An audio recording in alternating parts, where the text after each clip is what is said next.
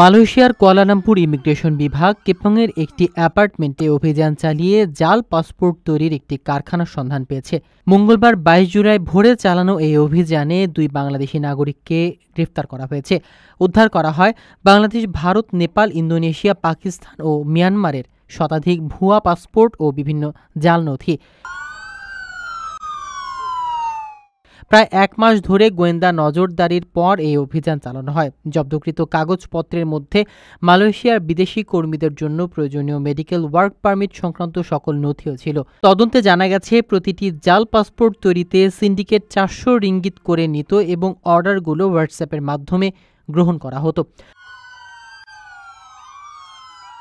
আটক ২ বাংলাদেশি দাবি করেছেন, তারা শুধু মাসিক ২৫০০ রিঙ্গিত বেতনে কাজ করতেন এবং প্রতিদিন ২০ থেকে ৩০টি পর্যন্ত পাসপোর্ট তৈরি করতেন।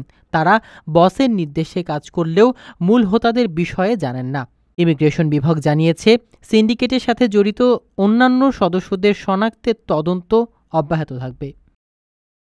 আপনার স্বপ্নগুলো আকাশ ছুবে প্রবাসীর হেলিকপ্টারের মাধ্যমে। বিয়ে, জন্মদিন অথবা যে কোনো বিশেষ প্রয়োজনে হেলিকপ্টার ভাড়া করতে যোগাযোগ করুন স্ক্রিনে দেয়া নাম্বারে। প্রবাসীর হেলিকপ্টার, নিরাপদ ও সাশ্রয়ী বাহনের বিশ্বস্ত নাম।